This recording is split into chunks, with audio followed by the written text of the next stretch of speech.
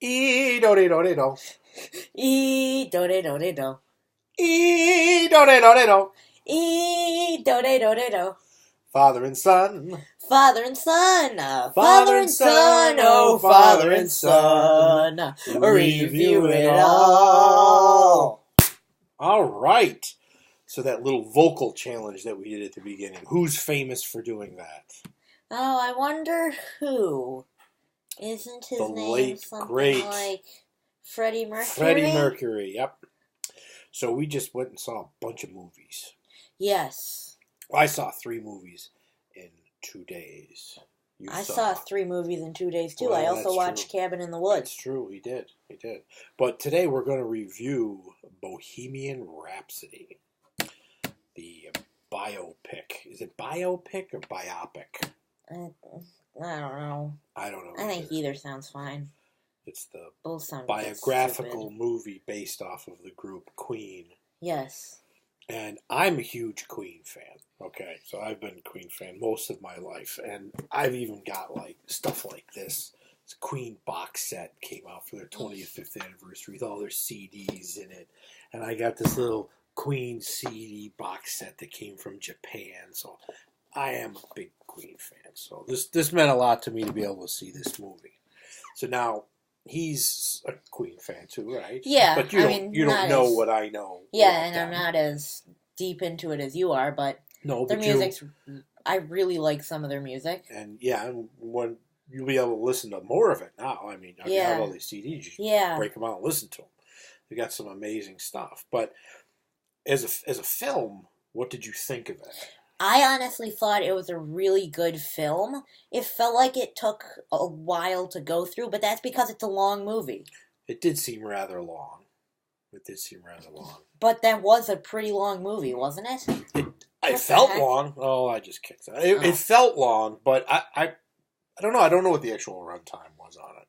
But yeah, it felt long, but it was an enjoyable thing. Well, the question I have for you is, did you feel as though you were familiar with Queen music prior to that? Not all of their catalog, of course, but some of it. Did you learn anything from the movie? I mean, you know that the bands are going to have their quarrels, and you know that they're going to not agree on everything. But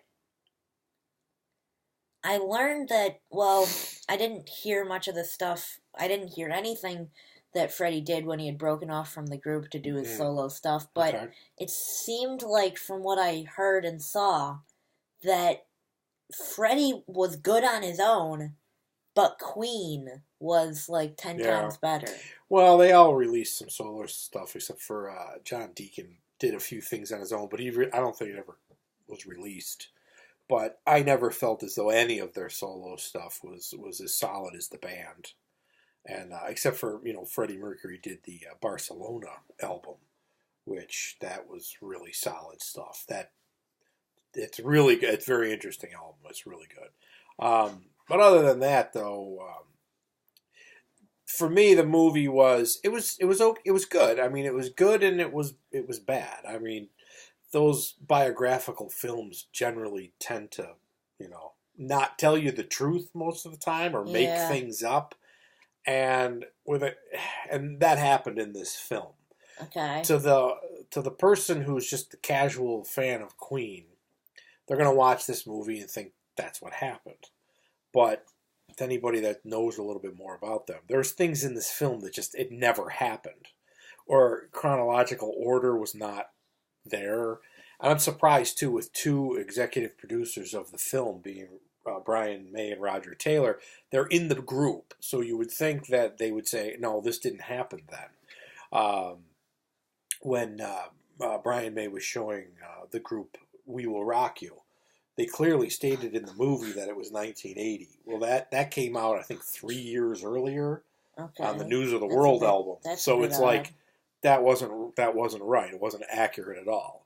And then I guess when Freddie met that Jim Hutton guy, the way they showed him do it in the movie, that's not true. That's not the way he met him. That's not the story we've been told a million times. Freddie Mercury telling the guys that he has AIDS. First of all, nobody gets AIDS. You get HIV. Yeah. So that was a little bizarre. And he would not have told him that at that time. By all historical accounts, he wasn't aware of it until 1987, and that took place in 85. And it's almost like they told him that in the movie to make this performance even that much more important. And it's like, you really don't, when you're talking about larger than life characters like Freddie Mercury and the rest of the guys in Queen, you don't need to make stuff up to make the story sound better. They've already had extraordinary existence. And most of those groups, supergroups from the 70s, led very extraordinary, lives at that time with the crazy parties and all the antics that were going on. You don't need to make things up. Now, a film of this nature, too, glossed over lots of things. We went from their beginnings as Roger Taylor and Brian May in the group Smile, with Tim Staffel, I think his name is. Yeah. And then he quits the group, and it's like, okay, whatever. And then Freddie's there. Well, then all of a sudden John Deacon just appears. And it's just like they don't really go into any explanation. He's just there, and we're just supposed to accept that he's there. And I guess at that point in time, they went through like 7 bass players. Really? And there is a promotional photograph that's floating around. I've seen it before. And they have a Queen black and white photo with some other guy that's not John Deacon. Now, as far as I know, John Deacon's the only one that's ever recorded with them doing full-length albums. But there was another bass player that they took photos with. He looked like Shemp from the Three Stooges, from what I remember. He had he had greasy hair hanging down, like parting his face and stuff. Huh. But, I mean, the more you know. Some things I see you're going to have to gloss over just due to the time constraints. Yeah. But not getting chronological order right and trying to make more sense to move the story along, and then to just lie and make things up. That's garbage in my eyes. That time constraints thing you said, at the very end they had a full length version of Live Aid they recreated. Yeah, that was bizarre that they did the whole thing, the whole Live Aid performance. They recreated it.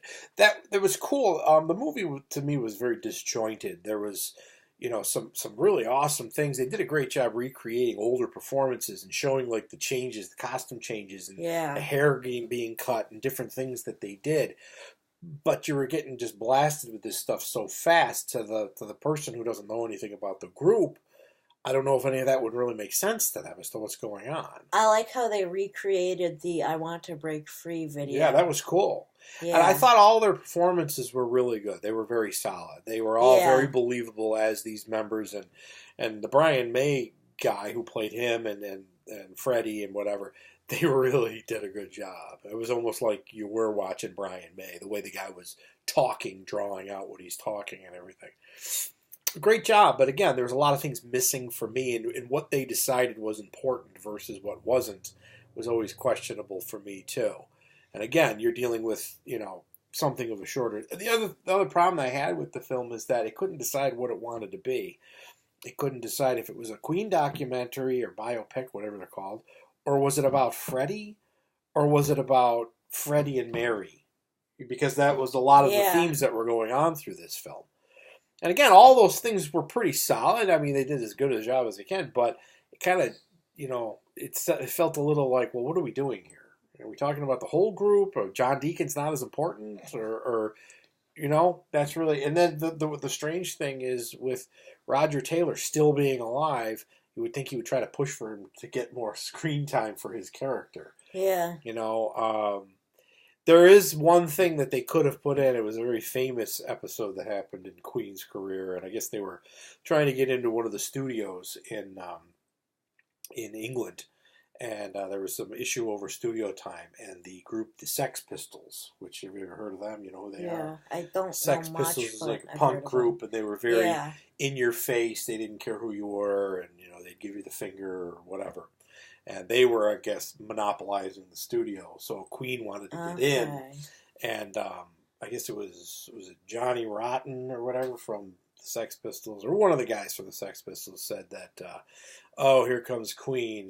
The guy's bringing ballet to the masses, making fun of Freddie. And I guess Freddie's retort was, oh, look at Mr. Ferocious, And that would have been a very funny scene to have put in the movie. Yeah.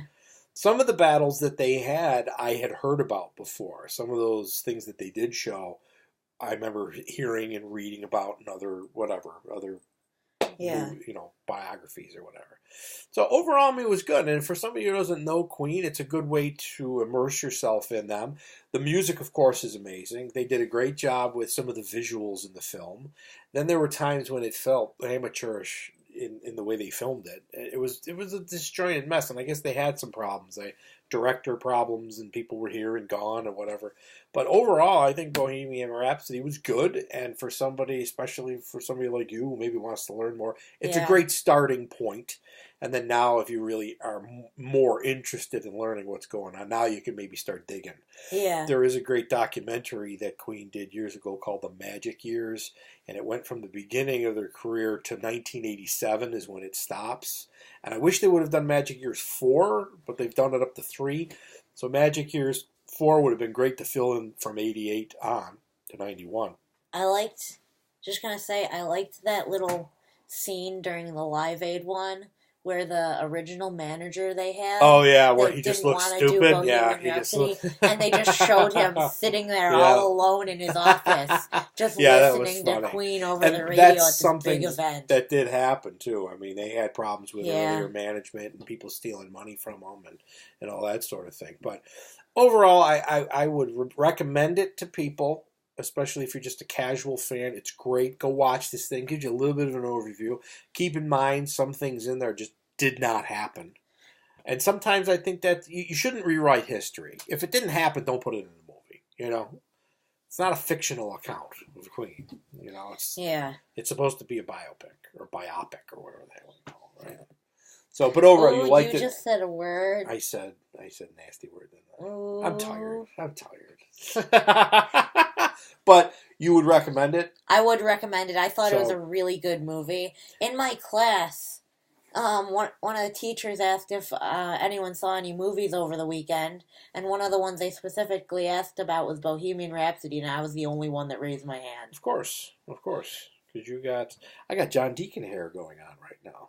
John Deacon radio. Dandruff falling. Is that what that is? I don't think it's dandruff. Maybe it's glitter. I think it's bugs. Okay. But anyway, so that's it. We would both recommend you go see. Does this make you more interested in wanting to learn more about Queen or hearing more of their music? Yes. I mean, their music as it is amazing, but just knowing what went on in the background. There you have it. It almost makes it better. So it gets a new generation interested in Queen, and they can sell more records and make more money and keep their legacy alive. And it's amazing how many people know Queen music, but they don't necessarily know Queen. Yeah. There was somebody I heard in the movie, behind us, they said something to the effect, I heard him say that, oh, I didn't know these guys wrote that. So everybody knows a Queen song. Everybody knows. Everybody knows probably 5 or 6 Queen songs. You might not know them as Queen, but you know their music. So this is one of the longest reviews we've done yet. It is? It is. It's over 13 minutes. Wow. I had a lot to say about Queen. Yeah, and I had nothing to say because it's all right. It means a lot to me, but you're just getting involved with it. Who knows? Maybe at some point in time we will be reviewing another Queen thing. And maybe once he's heard more of their music, we'll come back and talk Maybe we'll review the Pops when they come out. Yeah, Queen Pops are coming out. Yeah. The only one I really want on this side is the Freddie Mercury with the yellow jacket. And that's from Wembley. Wembley 1987, Arena Magic Tour. See, I know stuff. I know stuff. I don't know anything else, but I know some Queen stuff. So, for father and son, review it all. That's Big Chris. This is Little Chris. And have good YouTube.